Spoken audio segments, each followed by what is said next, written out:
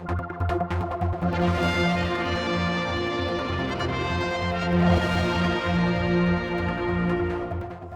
with me is a friend who's been interviewed numerous times, Mitch here from Just Pizza Pasta. And it's the same thing again. You could be in touch with me because you literally, I saw it on your Facebook thing, you're forced to close even more than you wanted to before. Yeah. Lack of staff yet again. This is not going away, this problem then. We're at crisis point now, Paul. Seriously crisis point. Have you always been at crisis point though? No, we've always been, well, bear in mind, when we first opened Just Pizza and Pasta, we were open 7 days a week. But over the years, when the staffing problems have got worse and worse, we had to close. So we closed on Monday. Yeah. Now we've had to close this week on a Tuesday because we can't do it. We don't have the staff to run the place. But it's ridiculous. It's horrendous.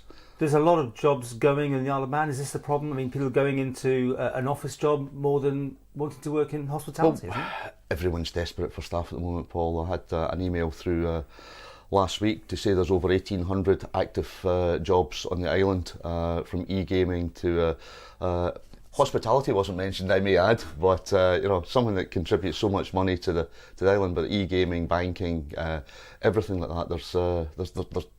It's crazy at the moment. Let's deal with that. I mean, government support, government help, or whatever. What are you needing? I need a boatload of people, 1,000 people that want to work. The industry, you look at the hospitality industry, it's not taken seriously at all. People look at it as a stopgap between jobs, or it's not. It's a serious job. But lowly paid, would you say? No, now a starting salary for full time is 20 grand plus tips plus a food allowance. Right. So it's more than my daughter was paid as a trainee lawyer. Where's it going wrong? I mean, as I say, we've gone down this avenue so many times.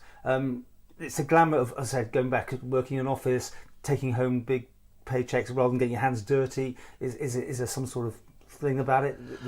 And it's always deemed being a sort of blue collar in that sense. I hate to use that term. I'm trying to give you where we're going here on this sort of thing. It's not deemed a job you necessarily go into forever. It's just a stopgap. That's exactly what it's viewed. We've got a lot of 16, 17-year-olds working in the business at the moment, and I know the last time we spoke, I touched on it. They've got wee hearts like lions. They're phenomenal. And I've been speaking to them, saying, when you're at school as careers advisors, do they talk to you about hospitality as an occupation? And they come back and said no. No one ever mentions it. And what you got to remember, Paul, is it's not a difficult job. Yes, it can be long hours. Yes, there can be some frustrations in it. But once you close the door at night, that's you. You have nothing, unlike an office job, you have nothing to come into in the morning to say that I've got a problem that I couldn't fix last night. It's done. Tomorrow's a new day.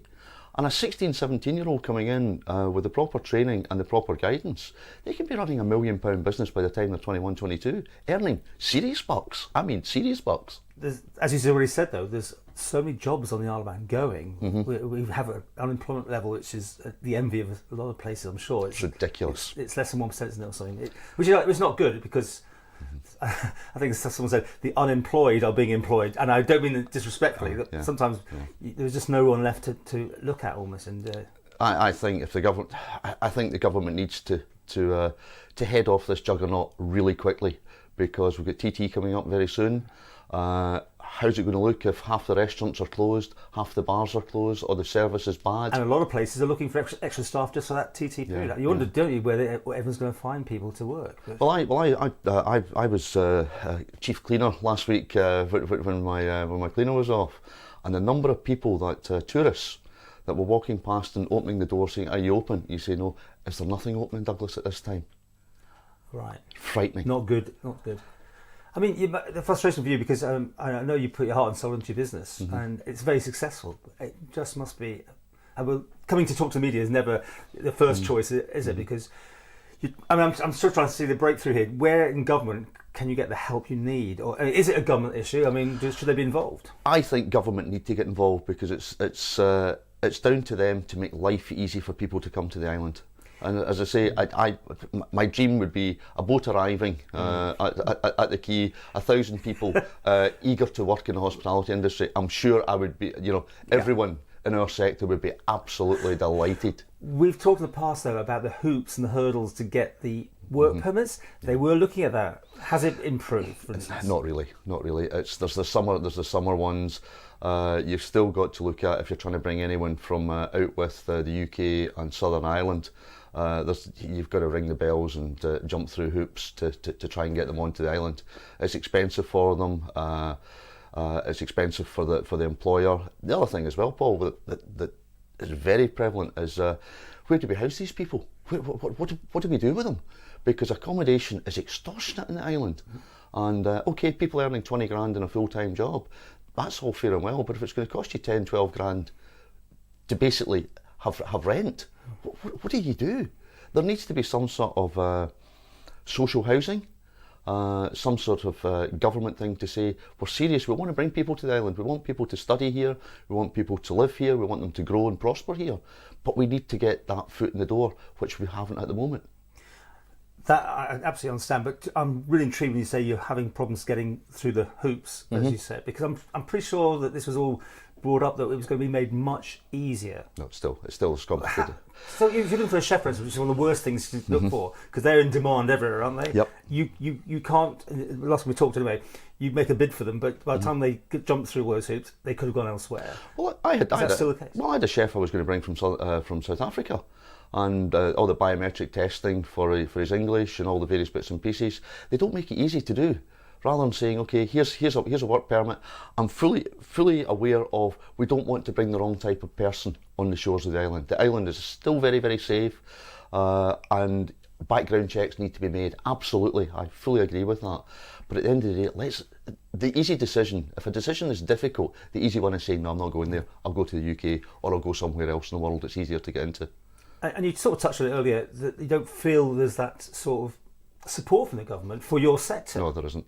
As I say, there was an email came out and it said about all the different sectors where there was over 1,800 jobs and not a mention of hospitality, which is really sad. What's going to stop us being here this time in a few more weeks, months, years? How can we break out again? There is no particular answer. You say even if we get people here, there's nowhere necessarily for them that they can afford to rent. Therefore, they'll probably just stay in the UK if they get that far or whatever. I think unless the government actually do something now, there is a huge crisis. We're going to hit that iceberg very, very soon. And can you imagine what it'd be like coming into Douglas or onto the island with half a dozen pubs and half a dozen restaurants? That's certainly not going to be good for tourism. Certainly not going to be good for the local people either. But that's the way it's heading at the moment. Department for Enterprise, is that where you're looking for support? Department for Enterprise, Treasury, anyone that will actually listen to try and get this sorted. It needs to be sorted. It needs to be sorted now, Paul. So Alex Allison can pick up the phone and you'd have to absolutely. Happy to talk to him. I've met with Alex a few times. But the frustrating thing is a lot of government is yes, and then nothing happens. Well, you come back and we'll talk this. It can't go away. It has to be sorted. It's got to be sorted, Paul. Otherwise, it's the number of people that I know. For every 3 that come onto the island, 10 leave. I'm told. So that's what we're getting to now. And I love the place. I've often said this to you. I think I've gone gooses again. Yeah. I just love the island, and I hate to see it getting run into the ground the way it is at the moment.